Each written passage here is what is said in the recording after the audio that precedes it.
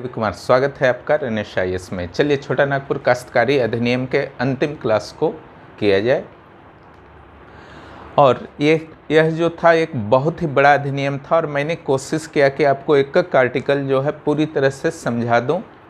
इसके कारण ही थोड़ा समय लग गया, लेकिन जो 4-5 घंटे का वीडियो बना है उसको अगर आप देख लेते हैं तो एक भी प्रश्न छूटने की संभावना नहीं है। और शॉर्ट वीडियो में मैंने डाल दिया है संशोधन, जो अलग अलग समय में जो संशोधन हुए थे वो प्लेलिस्ट में भी उपलब्ध है, JPSC सेकेंड पेपर का प्लेलिस्ट में, प्लस शॉर्ट वीडियो में भी है कि अलग अलग समय में क्या क्या संशोधन हुए हैं, उसको ज़रूर कंप्लीट कर लीजिएगा। और जहाँ तक क्वेश्चन की बात है तो SPT वगैरह समाप्त हो जाएगा, उसके बाद आपको क्वेश्चन भी मैं प्रोवाइड करा दूँगा, तो तैयारी जो है आपकी पूर्ण हो जाएगी। यहाँ पर 12 प्रश्न की। चलिए हम लोग अब अध्याय, आज जो होगा आपका अध्याय 17, अध्याय 18, अध्याय 19। क्लियर? ये जो आर्टिकल कवर करेगा 238 तक, 256 तक, और ये जो कवर करेगा 271 तक। ठीक है। अध्याय 17 परिसीमा से संबंधित है। ये मुंडारी खुटकट्टीदार से संबंधित है।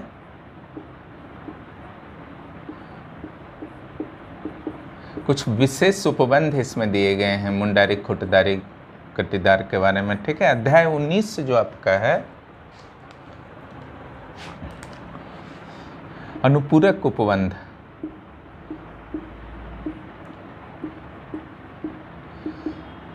जो किसी भी अध्याय में नहीं डाले जा सके अलग अलग अध्यायों में, उसको जो है यहाँ पर इनपुट कर दिया गया है। अनुपूरक उपबंध का यही अर्थ होता है और कुछ नहीं है।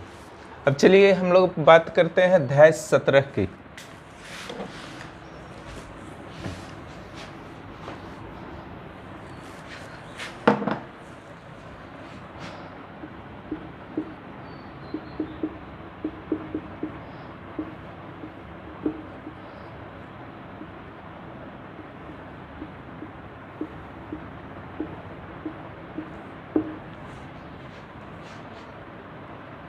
देखिए परिसीमा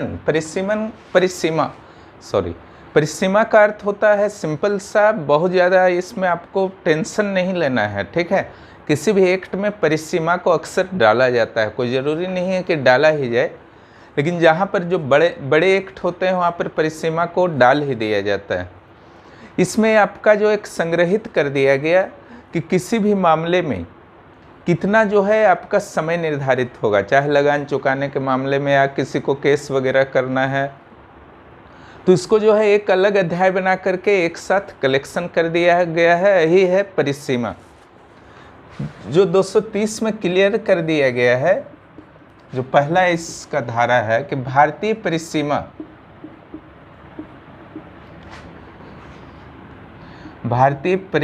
अधिनियम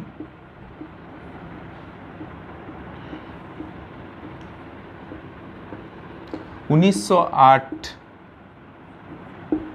के उन सभी धाराओं को लागू किया जाएगा। ये भी एक अधिनियम है, भारतीय परिसीमा अधिनियम। उन सभी धाराओं को लागू किया जाएगा जो धाराएं इस एक्ट के किसी प्रावधान का उल्लंघन नहीं करती हों। अगर उल्लंघन करती हैं तो उस धारा को लागू नहीं किया जाएगा।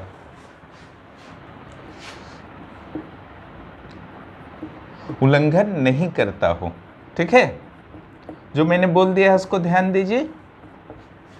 एक और एक्ट यहीं पर है आपका 230 का क।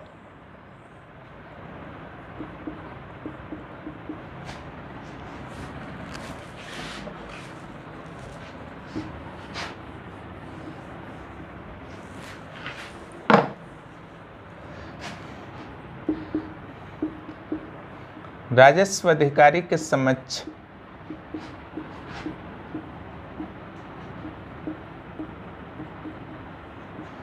वादों के लिए परिसीमा। ये समक्ष अगर कोई वाद लाया जाता है तो इसके लिए अलग अलग परिसीमाएं हैं, ठीक है। और ये क्या क्या परिसीमाएं हैं, ये अलग अलग आर्टिकल्स में पढ़ाया जा चुका है। यहाँ पर केवल आर्टिकल को समझिए। जैसे आपका इसमें जो है राजस्व अधिकारी के समक्ष में 87, 111, ठीक है। उसके अलावा जो है 130 और 252, ठीक है। इसमें जैसे 3 महीना है तो राजस्व अधिकारी के समक्ष कोई भी वाद लाया जाता है तो कितने दिनों के अंदर ले आना है। कहीं 3 महीना है, कहीं 1 साल है, कहीं 2 साल है, कहीं 6 महीना है, ठीक है। तो हर जगह जो है डिफर करता है। ये 230 क में दिया गया है। अगला जो है 231,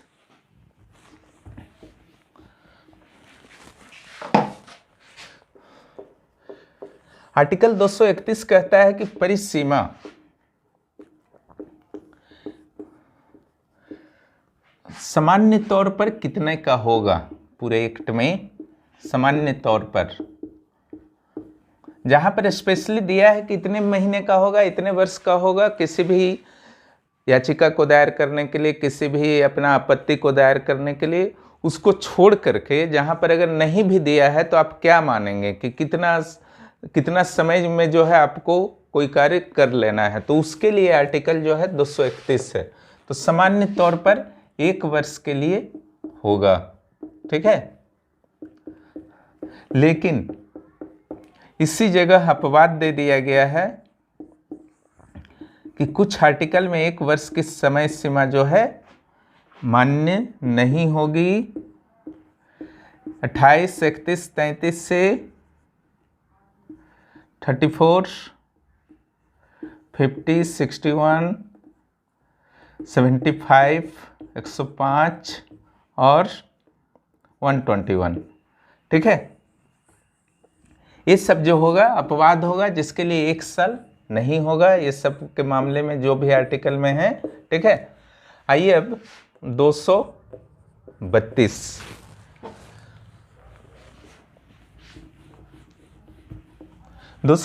इंपॉर्टेंट है, ठीक है। 232 में कि पट्टे वाले जो भी जमीन है वहां पर अगर कोई विवाद उत्पन्न होता है तो उसके लिए जो वाद दाखिल किया जाएगा उसके लिए क्या क्या समय सीमा होगी, ठीक है। ये अगले आर्टिकल में पता चलेगा क्या क्या समय सीमा होगी।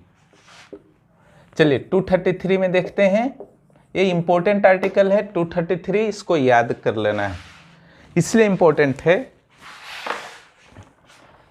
क्योंकि इसमें अधिभोगी रैयत और अनधिभोगी रैयत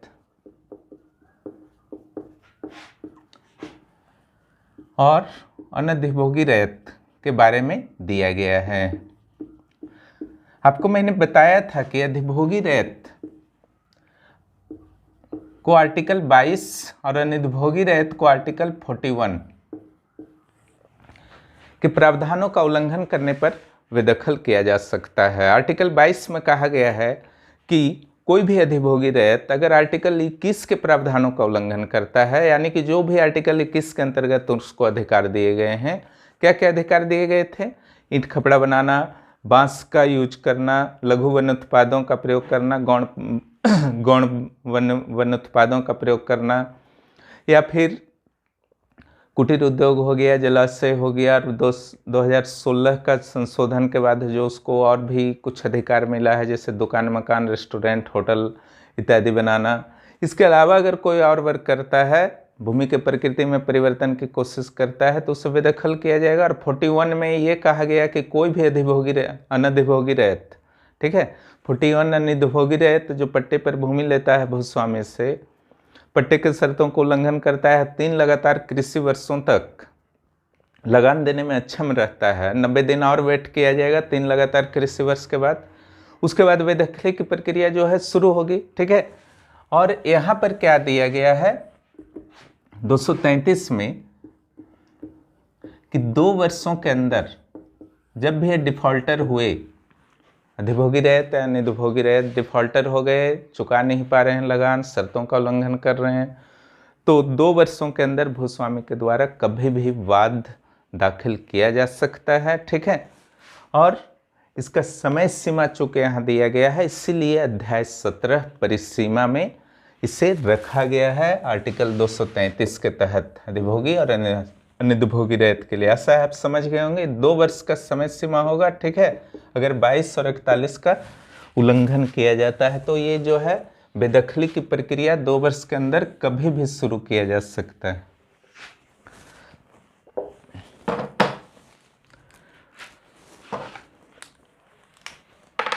अब 244 में आइए,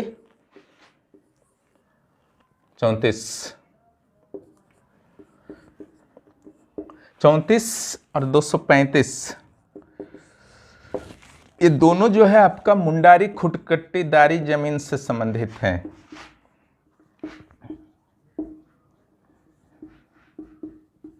क्लियर, ये ध्यान रखिएगा। और एक चीज,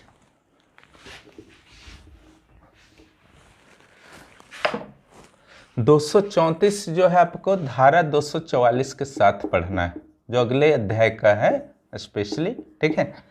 234 में आपका ये कहा गया है कि अगर कोई भी मुंडारी खुटकट्टीदारी जमीन है तो वहां पर अगर बकाया लगान हो गया है, समझ गए ना, और उसके पास अधिकार अभिलेख है, ठीक है, लगान बकाया है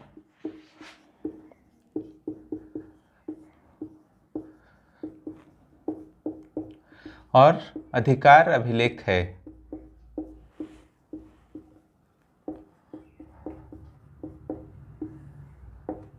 क्या करेगा, न्यायालय नहीं जा सकता है। ये सब देखिए 244 में है, लगान बकाया है, अधिकार अभिलेख है, न्यायालय नहीं जा सकता है, ठीक है। उसे प्रमाण पत्र प्राप्त करना होगा उपायुक्त के पास आवेदन दे करके कि ये जो है खुटकट्टीदार जो है लगान बकाया रखे हुए है, दे नहीं रहा है, तो ये जो है प्रमाण पत्र कौन जारी करेगा, उपायुक्त जारी करेगा। मैक्सिमम उसमें ब्याज जो बकाया लगान है उसमें 12.5% होना चाहिए, उससे ज़्यादा वो लगान फिक्स नहीं करेगा। और फिर एक प्रमाण पत्र जारी करेगा, तब वो जो है वसूली कर सकता है। ये हुआ 244 का ये सारा मैटर है, ठीक है। अब ये तो परिसीमा का सेक्शन है, जो 234 है इसमें तो परिसीमा टाइप का कुछ बात होना चाहिए ना, लेकिन ये चूंकि 244 से जुड़ा हुआ है इसलिए 244 को यहाँ पर भी मैंने समझा दिया, फिर तो 244 आने ही वाला है। तो यहाँ जो 234 में बोलता है कि अगर ये जो अधिकार अभिलेख है मुंडारी खुटकट्टीदार के पास, ठीक है, ये अगर किसी निजी भूमि पर है तो भूस्वामी के द्वारा जो वाद दायर किया जा सकता है लगान बकाया होने के 3 वर्षों के अंदर, ठीक है। निजी भूमि पर 3 ईयर्स में, और सरकारी भूमि पर अगर है किसी मुंडारी खुटकट्टीदार का अधिकार अभिलेख, राज्य सरकार पर अगर है तो 10 ईयर्स। ये जो है परिसीमा है वाद करने की। राज्य सरकार के मामले में 10 साल और निजी भूमि के मामले में 3 साल। अब चलिए 235 आर्टिकल 235 पर हम लोग आते हैं।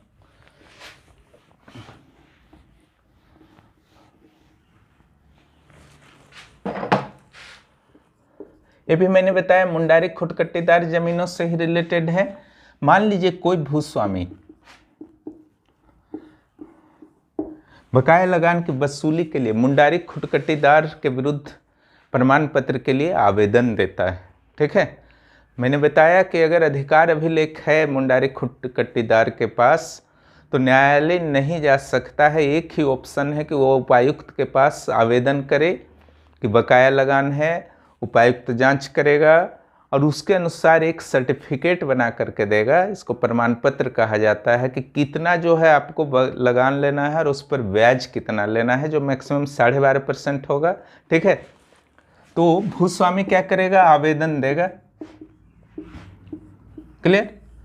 और जो आर्टिकल 235 कहता है कि दूसरा अगर आवेदन पर कोई आपका विचार नहीं हुआ किसी भी कारण से, ठीक है, कारण पर नहीं जाना है, नहीं विचार हुआ तो 6 मंथ का टाइम फिर लेगा भूस्वामी, ठीक है, तुरंत नहीं फिर से आवेदन देगा, तब पुनरावेदन देगा। पुनरावेदन के लिए अंतर कितना टाइम का होना चाहिए? 6 मंथ का होना चाहिए। यही आर्टिकल 235 कहता है, ठीक है। खुटकट्टीदार मुंडारी खुटकट्टीदार जमीन के मामले में अब आइए 236, ये एजेंट से संबंधित है, मध्यस्थ लोग से। मैंने पहले ही बता दिया है कि जो भी पक्षकार होते हैं उन्हें एजेंट नियुक्त करने का, एजेंट रखने का पूरा अधिकार दिया गया है इस एक्ट में। तो कई बार ऐसा होता है कि एजेंट का नेगेटिव रुख हो सकता है, ठीक है, क्योंकि एजेंट की भूमिका जो है बड़ी होती है, वो बेईमानी भी कर सकता है। तो कई बार होता है किसके पास कोई कागज रह सकता है, कुछ धन फंसा हुआ रह सकता है, कुछ लेखा जोखा की सामग्री रह सकती है, ठीक है। और अगर यह देना नहीं चाह रहा है किसी भी पक्ष को जिसका वह एजेंट है, ठीक है, तो उस स्थिति में याचिका दायर वह व्यक्ति एजेंट के विरुद्ध कर सकता है, ठीक है। इसका जो है, जब भी जानकारी हुआ एजेंट के द्वारा अनियमितता का, उसके 1 वर्ष के अंदर जो है याचिका वादी के द्वारा दायर करना होगा, ठीक है। विशेष परिस्थिति में यह जो 1 वर्ष की सीमा है वह 3 वर्ष की हो सकती है। तो एजेंट के विरुद्ध है 236। यहाँ 234 को थोड़ा अच्छा से कर लीजिएगा आप लोग।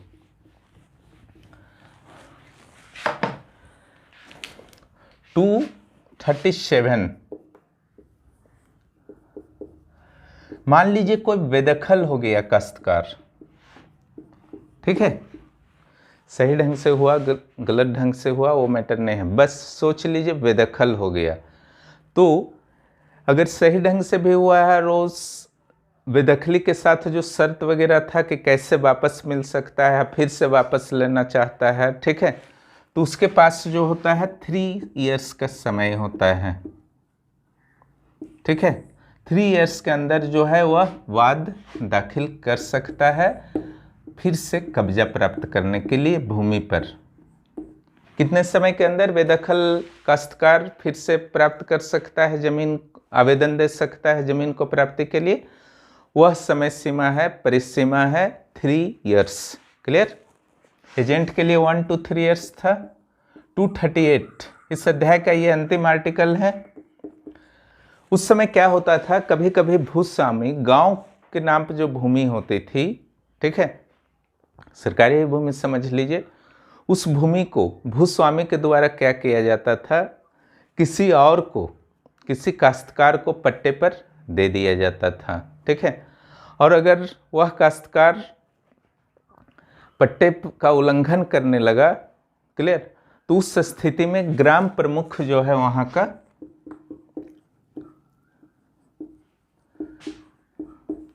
भूस्वामी के पास या फिर सरकार के पास आवेदन दे सकता है, ठीक है, उस जमीन को पुनः प्राप्ति करने के लिए, ठीक है, शर्तों का अगर उल्लंघन करता है। इसका जो समय सीमा है, परिसीमा है इस कार्य के लिए, ग्राम प्रमुख के लिए 3 इयर्स में वह प्राप्त कर सकता है। तो ये था आपका अध्याय 17 जो परिसीमा से रिलेटेड था। अब चलिए हम लोग अध्याय 18 की ओर चलते हैं, मुंडारी खुटकट्टीदारों के संदर्भ में।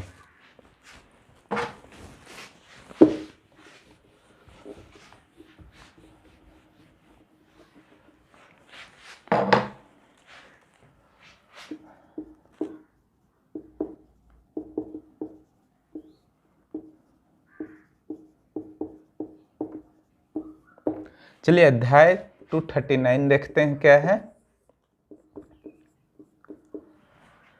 239 क्लियर कहता है कि जितने भी प्रावधान मुंडारी खुटकट्टीदारी जमीन के बारे में पूरे एक्ट में दिए गए हैं, ठीक है, जितना भी प्रावधान पूरा एक्ट में कहीं भी दिया गया है किसी भी आर्टिकल में, उस सारे प्रावधानों को इसके साथ, इस अध्याय के प्रावधानों के साथ जोड़कर अध्ययन किया जाना चाहिए। ठीक है, यानी कि जब भी आप उन प्रावधानों को पढ़ेंगे, ठीक है, तो कोई भी एक्शन लेंगे उस पर, उन प्रावधानों को देखते हुए, तो यहाँ से जो है आपको डायरेक्शन प्राप्त करना है।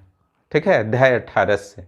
अध्याय 18 में कुछ भी लिखा गया है उसका उल्लंघन किसी हाल में नहीं होना चाहिए, क्योंकि यह मुंडारी खुटकट्टीदारों के द्वारा जो भूमि का हस्तांतरण है, ठीक है, उसके संबंध में कुछ विशेष उपबंध ये देता है अध्याय। यहाँ पर जो 239 में कहा गया है, एक्ट के अन्य धाराओं पर इस अध्याय के प्रावधान लागू होंगे, और कुछ नहीं है। ठीक है, शुरुआत किया है इससे 239 को। 240 बहुत इंपॉर्टेंट है, इसको याद कर जाइएगा। यहां पर क्लियरली लिख दिया है, मुंडारी खुटकट्टीदार दारी जमीन का विक्रय नहीं हो सकता है। न्यायालय के आदेश से भी जो है विक्रय नहीं हो सकता है। कब नहीं हो सकता है? 1908 की CNT लागू हो जाने के बाद। क्लियर? ये क्लियर कर दिया, विक्रय नहीं हो सकता है। ठीक है, अब यहाँ पर जो कुछ और अपवाद हैं इसी सेक्शन के, उसको समझिए। क्लियर?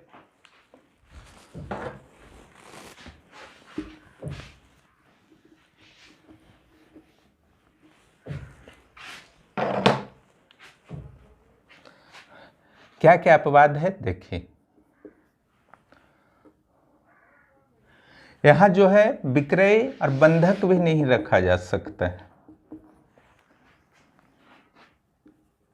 भूगत बंध बंधक रखा जा सकता है। इसमें जमीन का कब्जा जो है कोई नहीं कर सकता है। कितने दिन के लिए रखा जा सकता है? 7 ईयर्स के लिए। लेकिन इसके लिए अनुमति बहुत जरूरी होगा उपायुक्त का। ठीक है, उपायुक्त अगर अनुमति नहीं देंगे तो यह भी नहीं रखा जाएगा। क्लियर? इसके अलावा अगर भारतीय सहकारी अधिनियम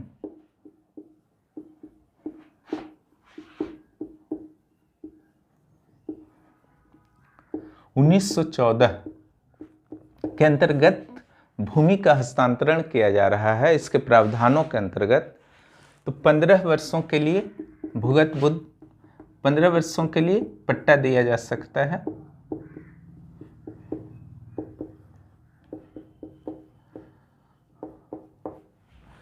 इसके अलावा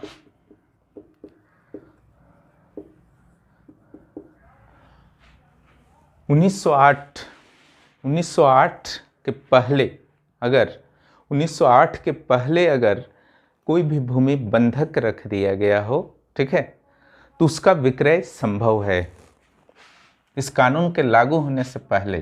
ठीक है, अगर पहले का बंधक है तो विक्रय संभव है।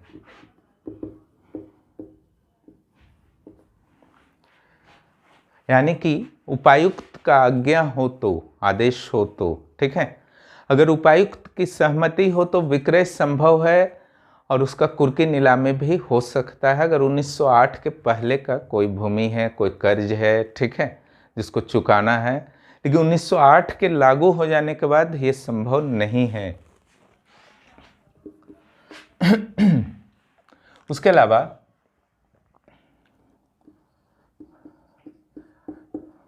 धारा 46 के प्रावधानों का पालन करते हुए, ठीक है, सामान्य जनजातियों के भूमियों का विक्रय संभव है, लेकिन मुंडारी खुटकट्टीदार जमीन का विक्रय संभव नहीं है। उसका विक्रय संभव ऊपर वाले में ही है। क्लियर? ये था आपका आर्टिकल 240, ये बहुत इंपॉर्टेंट है। क्लियर? अब चलिए आगे।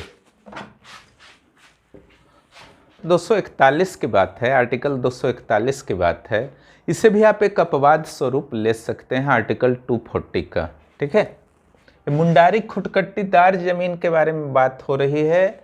सारे जनजाति वर्ग जो होते हैं मुंडारी खुटकट्टीदार नहीं होते हैं, ध्यान रखिएगा। क्लियर, इस तथ्य को ध्यान रखिएगा। यह स्पेशली जो है आपका धारा 18 मुंडारी खुटकट्टीदार जमीन के बारे में है। अगर आपका 241 कहता है कि मुंडारी खुटकट्टीदार जमीन का भी हस्तांतरण हो सकता है, किस स्थिति में? अगर जमीन को धार्मिक, शैक्षिक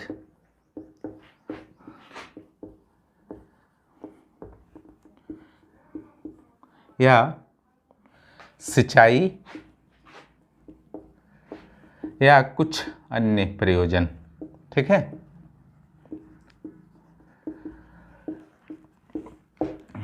मेन जो है धार्मिक, शैक्षिक या सिंचाई के लिए अगर दिया जा रहा है तो हस्तांतरण हो सकता है, लेकिन यहाँ पर भी शर्त है। क्या शर्त 41 ने दिया है कि उपायुक्त जो हैं पर्याप्त क्षतिपूर्ति का भुगतान पहले करवाएंगे। ठीक है, जिस भी मुंडारी खुटकट्टीदार का जमीन जो है स्थानांतरित हो रहा है उनको पहले जो है आपका भुगतान होना चाहिए। जो भी उस भूमि का कीमत हो सकता है उपायुक्त निर्धारित करेंगे। ठीक है,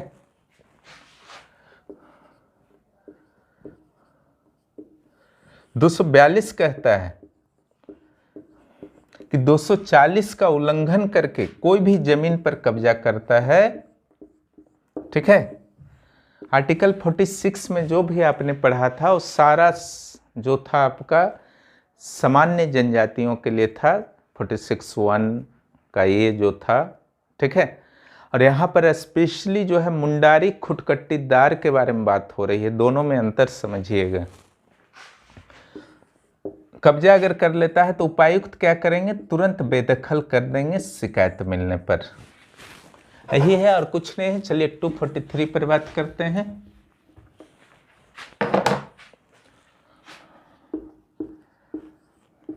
मुंडारी सामान्य जमीनों में बताया था 15 वर्ष में लगान जो है आपका कमी या वृद्धि होती है। यहाँ पर 20 वर्ष है समय सीमा।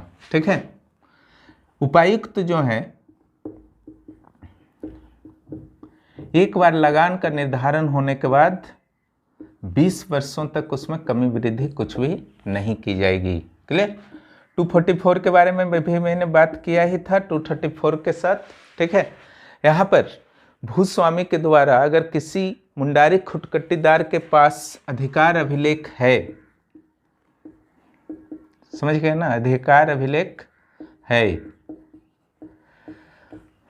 इसको 246 के साथ पढ़िए, इजी हो जाएगा याद करना। यहां पर कोई मुंडारी खुटकट्टीदार के पास अधिकार अभिलेख नहीं है,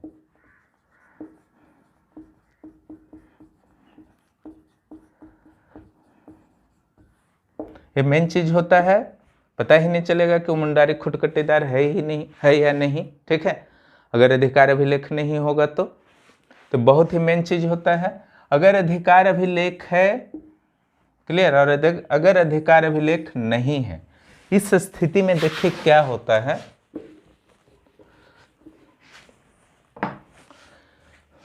इसमें जो है भूस्वामी अगर बकाया लगान का वसूली करना है, उस कंडीशन को बताया है, ये न्यायालय नहीं जा सकता है, मैंने बताया अभी। इसके पास एक ही उपाय है, डीसी के पास आवेदन दे। क्लियर, और प्रमाण पत्र प्राप्त करे। क्या प्रमाण पत्र में रहेगा? प्रमाण पत्र में आपका सिंपल रहेगा कि कितना जो है लगान कितनी है और उसमें ब्याज कितना लगेगा, और ब्याज जो होगा आपका अधिकतम 12.5% होगा। क्लियर, इसके आधार पर एक प्रमाण पत्र दिया जाएगा, उसी के आधार पर भूस्वामी जो है ऐसे अधिकार अभिलेख प्राप्त मुंडारी खुटकट्टीदार से वसूली कर सकेगा, लेकिन न्यायालय नहीं जा सकेगा। लेकिन अगर 246 का मैटर है, अधिकार अभिलेख नहीं है किसी मुंडारी खुटकट्टीदार के पास किसी जमीन के लिए, तो न्यायालय जा सकता है। ठीक है, तो यहाँ पर कुर्की वगैरह भी हो सकता है 246 के अनुसार, अधिकार अभिलेख नहीं रहने पर। ठीक है, अब एक जो बचा हुआ है आपका बीच में 245। 245 आर्टिकल में यही कहा गया है कि अगर उपायुक्त प्रमाण पत्र जारी करने को जा रहे हैं भूस्वामी की मांग पर, लेकिन उनको लगता है कि कुछ ऐसा विधि का प्रश्न इसमें है, कुछ कॉम्प्लिकेटेड ये मामला हो चुका है जहां पर न्यायालय के द्वारा हस्तक्षेप की आवश्यकता है, यानी कि न्यायालय इस संबंध में निर्णय ले, ठीक है, तो खुद निर्णय नहीं लेकर के 244 वाला किसको भेज देंगे, उपायुक्त द्वारा न्यायालय को मामला को भेज दिया जाएगा। किसके सिफारिश पर, उपायुक्त के सिफारिश पर, खुद से नहीं जाएगा न्यायालय मामला, ठीक है, क्योंकि 244 में प्रतिबंधित है, लेकिन उपायुक्त चाहेंगे तो भेज सकते हैं। क्लियर, ये हुआ 246 तक। अब आइए 247।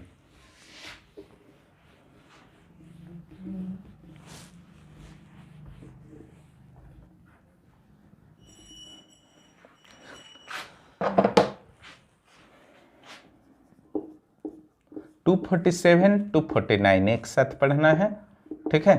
क्या कहता है, अगर कोई ऐसा भूमि है जिस पर कई मुंडारी खुटकट्टीदार जो है दावा कर रहे हैं, क्लियर, एक से अधिक,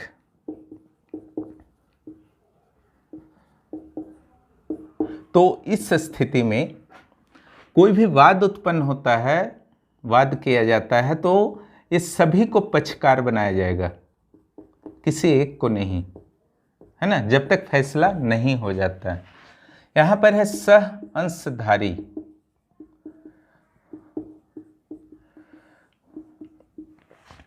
अगर किसी भूमि में एक से अधिक मुंडारी खुटकट्टीदार जो हैं अंशधारी हैं, परिवार को पीढ़ी आगे बढ़ने के बाद ऐसा होता है, ठीक है, तो यहाँ पर जो है सभी को जो लगान है उसमें उचित वितरण के साथ 248 पर आते हैं। यहाँ पर देखिए, ये भी एक अपवाद के रूप में ले सकते हैं इसके प्रावधानों का, क्योंकि बिहार उड़ीसा लोक मांग वसूली अधिनियम, लोक मांग वसूली अधिनियम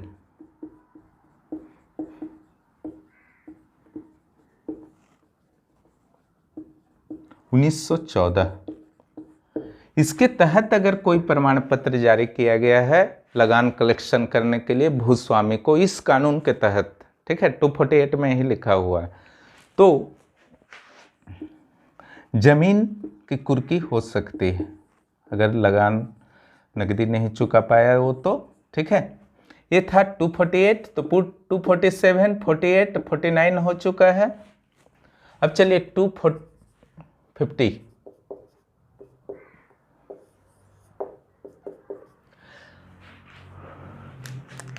यहां पर जो आपका क्लियर कहता है,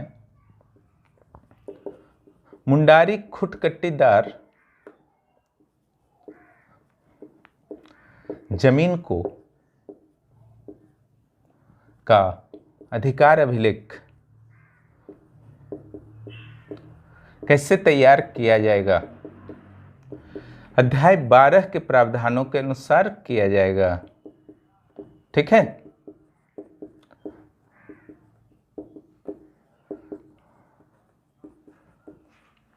अध्याय 12 में क्या था आपका कि जो राजस्व अधिकारी हैं वो अभिलेख, अधिकार अभिलेख तैयार करेंगे।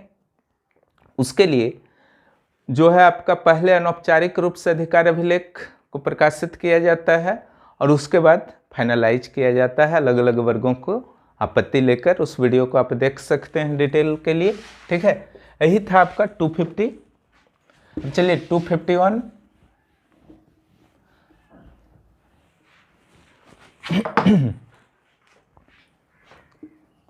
251 आपका ये कहता है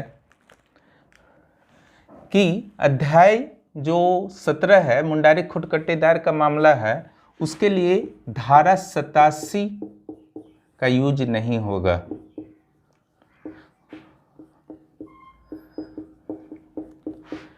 इसका अर्थ आपका सिंपल हुआ कि जो धारा 87 में दिया है कि किसी भी विवाद का निर्णय जो है राजस्व अधिकारी करेंगे, भूस्वामी भूस्वामी या काश्तकार काश्तकार, भूस्वामी काश्तकार, ठीक है। लेकिन मुंडारी खुट कट्टीदार अगर एक पक्ष हो तो यहाँ पर राजस्व अधिकारी का पावर नहीं होगा। यही चीज़ 251 कहता है। और इस विवाद का निर्णय कैसे होगा? उपायुक्त स्तर के अधिकारियों के द्वारा होगा, और जो इस अध्याय में दिए गए प्रावधान हैं उसके अनुसार होगा, ठीक है।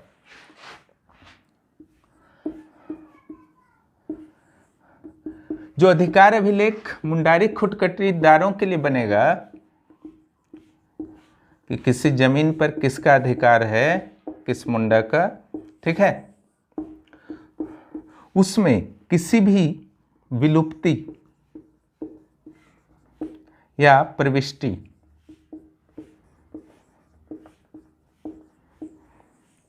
ठीक है, विलुप्ति या प्रविष्टि, इस संदर्भ में अगर कोई विवाद उत्पन्न होता है, यानी कि विलुप्ति का अर्थ है किसी अधिकार अभिलेख में कुछ जो है गायब कर देना, यानी कि कुछ प्रावधानों को हटा देना जो उसमें पहले से था, या फिर कुछ नया डाल देना। तो इस पर अगर विवाद उत्पन्न होता है तो इसका निर्णय जो है राजस्व अधिकारी करेंगे,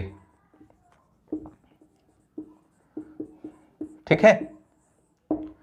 ये हुआ 252। 253 क्या कहता है? अब देखिए, अगर राजस्व अधिकारी ने विलुप्ति और प्रविष्टि पर कुछ विनिश्चय कर लिया, कुछ निर्णय ले लिया, तब यहां पर अपील की सुविधा है। अपील किसके पास होगी? विहित पदाधिकारी के पास। विहित पदाधिकारी वही होंगे जिससे राज्य सरकार द्वारा समय समय पर अपील के लिए घोषित किया जाएगा, ठीक है। आज भी सिस्टम चलता है। 254 अंतिम रूप से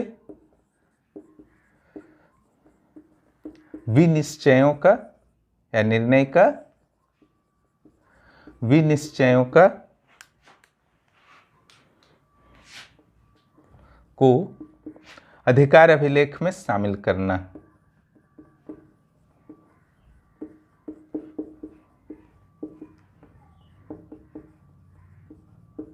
कौन शामिल करेगा?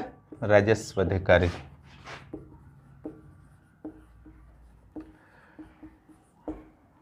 ठीक है, अधिकार अभिलेख बन गया।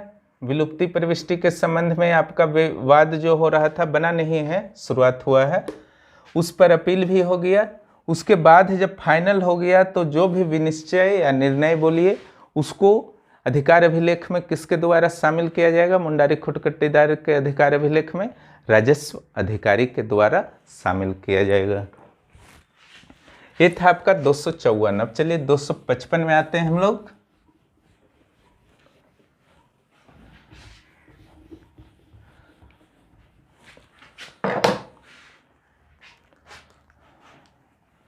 दो 255 जो कहता है कि अधिकार अभिलेख जब भी मुंडारी खुट कट्टीदार के लिए बनेगा तो इसमें किसी न्यायालय के वाद पर कोई भूमि जो है मुंडारी खुट कट्टीदार में शामिल होगा या उससे बाहर हो जाएगा, ऐसा कुछ नहीं है, ठीक है।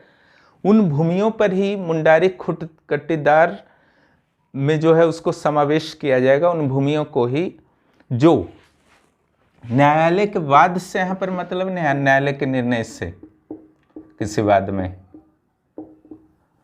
न्यायालय का निर्णय का कोई इंपॉर्टेंस नहीं है। इंपॉर्टेंस है मुंडारी खुट कट्टीदार में कौन सी भूमि शामिल होगी, तो वही भूमि शामिल होगी जो CNT एक्ट 1908 के धारा 80 में वर्णित भूमि है। दूसरा, बंगाल काश्तकारी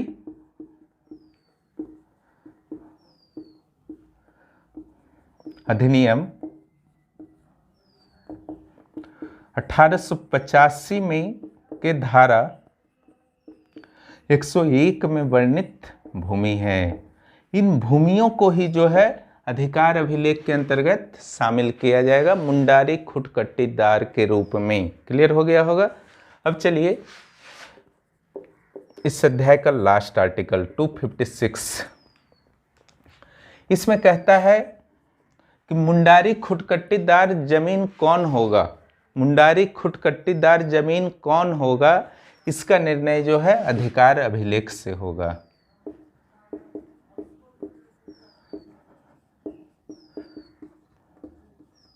ठीक है। मुंडारी खुटकट्टीदार जमीन कौन होगा? इसका निर्णय जो है अधिकार अभिलेख से होगा।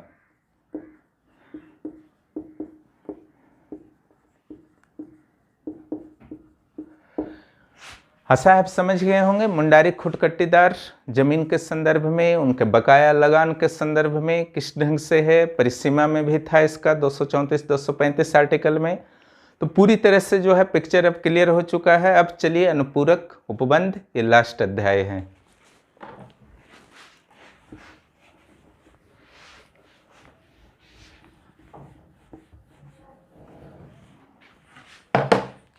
अध्याय 19।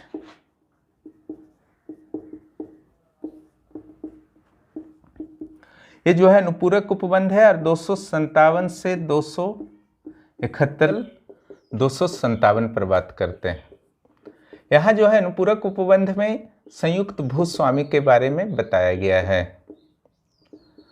इस पर मैं पहले भी चर्चा कर चुका हूँ कि पीढ़ी दर पीढ़ी जो है आपका ट्रांसफर जब संपत्ति होता है, चल और अचल संपत्ति, जंगम और स्थावर संपत्ति, तो संयुक्त भूस्वामी की समस्या उत्पन्न होती है।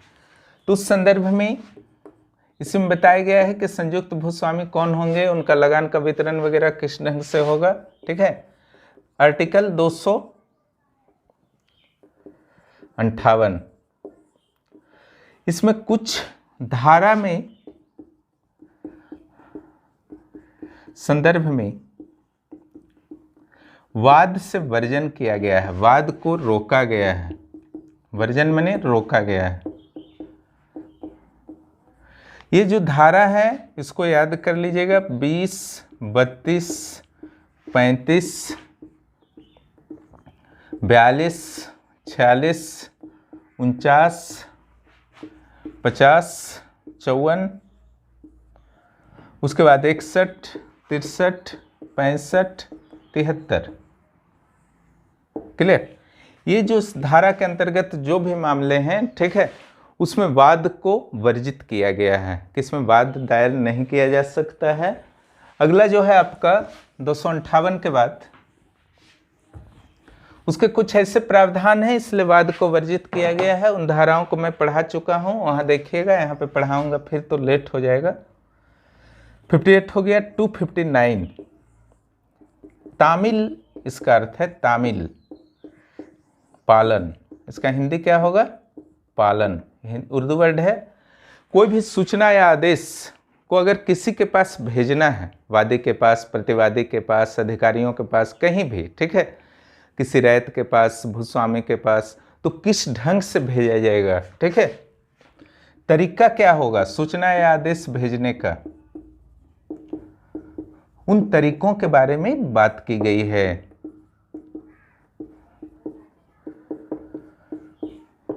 तरीका क्या हो सकता है? कोई व्यक्ति जाकर के दे दे, डाक से चला जाए।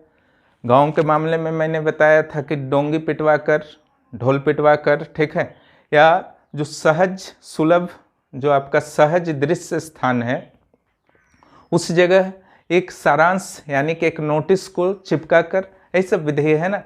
तो ये सब जो तरीका है उसी का वर्णन किया गया है 259 में, किसी सूचना या आदेश का तामील कैसे किया जाए। अब आइए 260।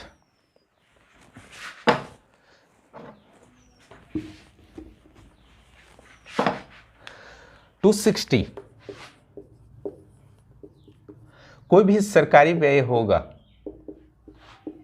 ठीक है, तो सरकारी व्यय जो होगा अगर उपायुक्त और राजस्व अधिकारी के स्तर पर होगा, राजस्व अधिकारी, तो उनके मोहर से होगा और प्लस हस्ताक्षर से होगा, ठीक है। अन्यथा कोई भी सरकारी व्यय संभव नहीं है और कुछ नहीं दिया है इसमें, ठीक है, टेंशन मत लीजिए। 261 वाद में खर्च।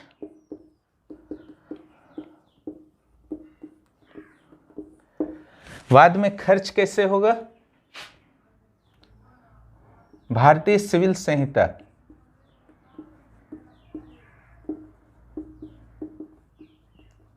1908 के प्रावधानों के अनुरूप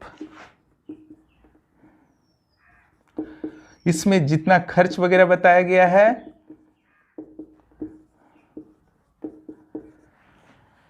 उतना ही खर्च लिया जाएगा, उससे ज़्यादा नहीं। ठीक है, कोई भी कार्य के लिए, कोई भी वाद के लिए लगभग हर कहाँ पर क्या खर्च लेना है, क्या खर्च लगेगा, इसमें बताया गया है। ठीक है, भारतीय सिविल संहिता 1908 में उसी के अनुसार वाद में खर्च को सरकार प्राप्त करेगी अपने अधिकारियों के माध्यम से। ठीक है, ये था आपका 261। अब चलिए 262 पर आते हैं।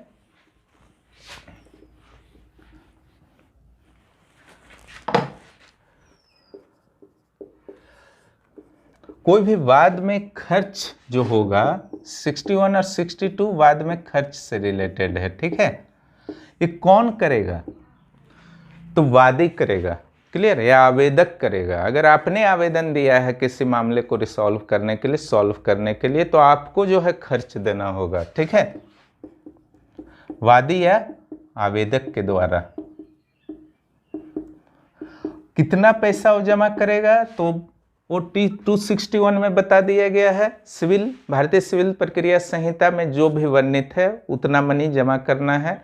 लेकिन वादी जो है पूर्ण रूप से जमा कर सकता है शुरू में, पूर्णतः, या फिर आंशिक। किसको जमा करेगा? उपायुक्त को। ठीक है, और यहां पर यह भी कहा गया है कि अगर जितना पैसा उसने जमा किया वादी ने, अगर वह ज़्यादा हो जाता है तो लौटा दिया जाएगा। ठीक है, और अगर आंशिक रूप से जमा किया है तो उसको बाद में जो है फिर पूरा जमा कर देना होगा। यही है आपका 262। अब 263 पर आइए।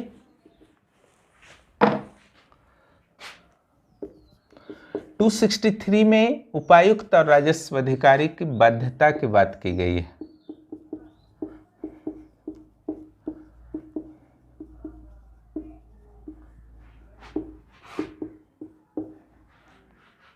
बाध्यता, देखिए, वादी से तो पैसा सरकार के द्वारा ले लिया गया सिविल प्रक्रिया संहिता 1908 के अनुसार। सिविल प्रक्रिया संहिता 1908 में ही यह भी स्पष्ट किया गया है कि जैसे ही वादी के द्वारा आवेदन किया जाएगा, खर्च दे दिया जाएगा, ठीक है, तो सरकार का भी कुछ उत्तरदायित्व बनता है। और सरकार के प्रतिनिधि कौन है? उपायुक्त और राजस्व अधिकारी। क्लियर? इन लोगों को जो है, इन लोग समझ लीजिए बाध्य हैं। ठीक है, किस लिए बाध्य हैं? साक्षी को जब भी जरूरत हो सम्मन भेजना, बुलवाना, या अपने कोर्ट में या समान कोर्ट के लिए भेजना, या फिर दस्तावेजों का संग्रहण। ठीक है,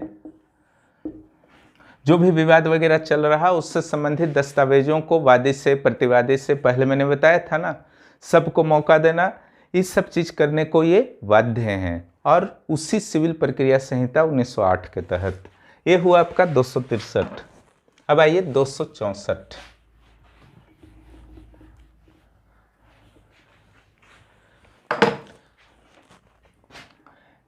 देखिए 264, 265, 266, 267 ये नियमों से संबंधित है। ठीक है, ये चारों। 264 कहता है, इस एक्ट जो सीएनटी एक्ट है, इससे संबंधित प्रावधानों को, इसके उद्देश्यों को पूर्ण करने के लिए कभी भी कुछ भी नियम बनाने की आवश्यकता होगी, ठीक है, कि इस एक्ट को प्रभावी ढंग से लागू किया जाए, तो वह नियम कौन बनाएगा? उपायुक्त बनाएगा। किसके आदेश से? राज्य सरकार के आदेश से।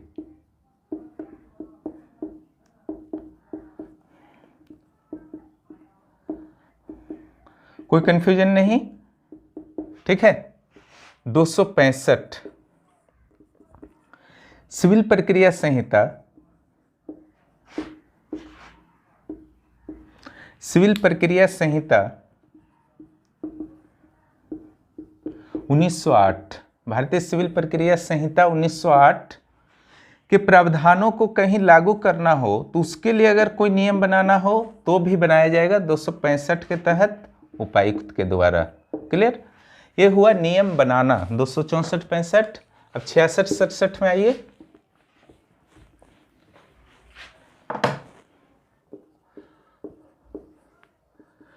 जो भी नियम बने हैं, ठीक है, उसका प्रकाशन जो हो जाना चाहिए, ठीक है, 1 वर्ष के अंदर सरकारी गजट में। क्लियर? गजट का अर्थ होता है सरकारी पुस्तिका। वो भारत सरकार का भी होता है अभी भी, और राज्य सरकार का भी जो है गजट होता है।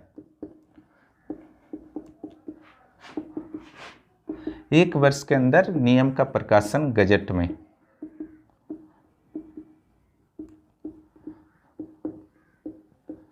क्लियर? नियम का प्रकाशन जब हो गया गजट में, उसके बाद इसके प्रभाव का भी अध्ययन किया जाता है कि इसका क्या प्रभाव पड़ा है जो नियम बनाया गया। तो फिर अगर कुछ देखा जाता है नकारात्मक प्रभाव है तो उसको फिर जो है आवश्यक संशोधन किया जाता है।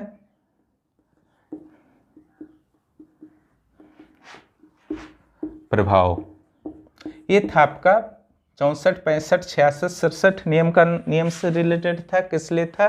ठीक है, 168 में आते हैं। ठीक है, ये जो भी धन वगैरह दिया गया है सरकारी स्तर पर उससे वसूली से संबंधित है, बहुत इंपॉर्टेंट नहीं है। 269 कोई भी वाद या मामला, ठीक है, एक राजस्व अधिकारी से दूसरे राजस्व अधिकारी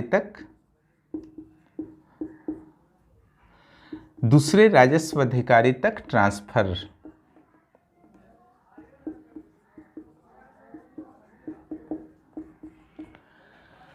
इसके बहुत सारे कारण हो सकते हैं, ठीक है, और ये उपायुक्त कर सकते हैं। शुरू में भी मैंने बताया था, इसके अंदर ज़्यादा नहीं जाना है, बस ये जानिए कि जो यह आर्टिकल है 269 एक राजस्व अधिकारी से कोई भी मामला लेकर दूसरे राजस्व अधिकारी को दिया जा सकता है।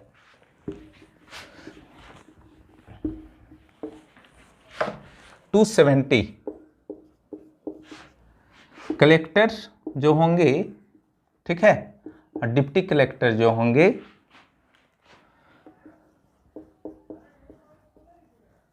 ठीक है, इन पर नियंत्रण रखने के संदर्भ में इसमें प्रावधान दिए गए हैं। ठीक है, डिप्टी कलेक्टर पर कलेक्टर नियंत्रण करेंगे, कलेक्टर पर कौन कर सकते हैं नियंत्रण? कमिश्नर कर सकते हैं राज्य सरकार द्वारा, बोर्ड के द्वारा। ठीक है, और ये है आपका लास्ट आर्टिकल छोटा नागपुर काश्तकारी अधिनियम का। इसमें बंदोबस्त के बारे में तो आपने बहुत सारा बात कर लिया पूरे आर्टिकल में, लेकिन अधिकारी का चर्चा जो है अभी आया है। बंदोबस्त अधिकारी के अधिकार और कर्तव्य।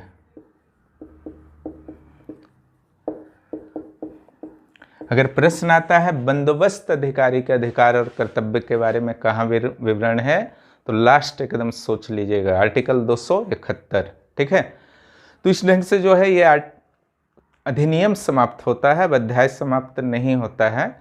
पूरा अधिनियम जो है आपका अब समाप्त हो चुका है। ठीक है, और अगर आपने एक क्लास को अच्छी तरह से देखा है तो निश्चित रूप से आप छोटा नागपुर काश्तकारी अधिनियम में पारंगत हो चुके हैं, मास्टर हो चुके हैं। ठीक है, और जो मैं भविष्य में प्रश्न दूंगा after SPT Santhal Pargana tenancy act पढ़ाने के बाद, तो निश्चित रूप से वो सारे के सारे आप जो हैं सॉल्व करने में सक्षम होंगे। मैं जल्द ही कृषि तकनीक से संबंधित वीडियो अपलोड कर दूंगा। लोक प्रशासन से संबंधित अपलोड हो चुके हैं, आप लोगों ने काफ़ी पसंद किया है। ठीक है, कृषि तकनीक को भी मैंने काफ़ी बृहद रूप में नोट्स बना दिया है, लेकिन आपको नोट्स इस ढंग से प्रदान मैं करूंगा, ऐसा नोट्स बनाया गया है जो आपको तुरंत याद हो जाएगा। ठीक है, 3 से 4-5 घंटा का वर्क रहेगा अगर आप मेहनत करते हैं तो। ठीक है, मेहनत करते रहिए। और आ ही चुका है आपका एक संशोधन वाला डेट 2 अप्रैल से 5 अप्रैल। इस बार कोई गलती मत कीजिएगा, क्योंकि अब अगला चांस मिलने वाला नहीं है। लगता है 2 मई को परीक्षा लेने को प्रतिबद्ध हो रहा है जेपीएससी। यही मान के डेट को चलिए, किंतु परंतु में मत रहिए। और चैनल को यथाशीघ्र सब्सक्राइब कीजिए। आप अगर नए आए हैं यहाँ पर तो, और दोस्तों को भी प्रोत्साहित कीजिए, शेयर कीजिए।